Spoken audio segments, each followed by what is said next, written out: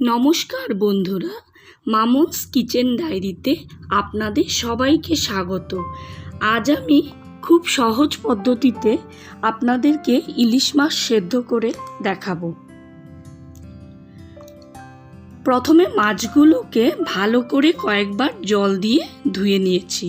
তারপর কিছু পরিমাণ সর্ষেকে 4-5টে কাঁচা লঙ্কা দিয়ে সামান্য পরিমাণ জল দিয়ে মিক্সিতে বেটে নিয়েছি। তারপর একটা ছাঁকনির সাহায্যে সর্ষেগুলোকে ছেঁকে নিচ্ছি, সাথে একটু জল দিয়ে, তাতে করে সর্ষের খোসাগুলো ছাঁকনিতে রয়ে যাবে আর মিশ্রণটা সুন্দর দেখাবে।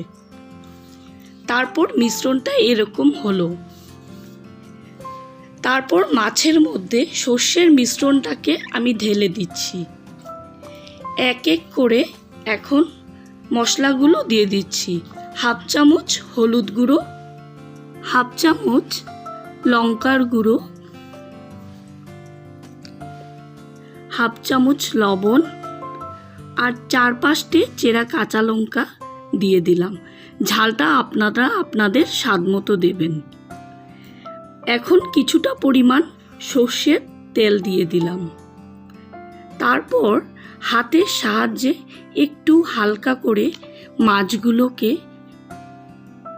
মেখে নেব এভাবে করে, তাতে করে মাছের ভেতর মশলাগুলো ঢুকে যাবে, খেতেও খুব ভালো হবে। এখন আমি কড়াইতে 2 চামচের মতো সর্ষের তেল গরম করে নেব। তেলটা গরম হয়ে আসার পর তারপর কিছুটা পরিমাণ কালো জিরে আর 2টো চেরা কাঁচা লঙ্কা দিয়ে একটু ভেজে নেব। তারপর এখন মাছগুলো সর্ষে মাখানো সেগুলো আমি ঢেলে দিচ্ছি। মাছগুলোকে একটি খুন্তির সাহায্যে হালকা করে একটু নাড়িয়ে দিচ্ছি।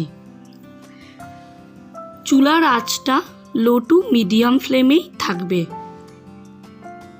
এখন আমি কড়াইতে একটি ঢাকা দিয়ে 5 মিনিট সময় হতে দেব।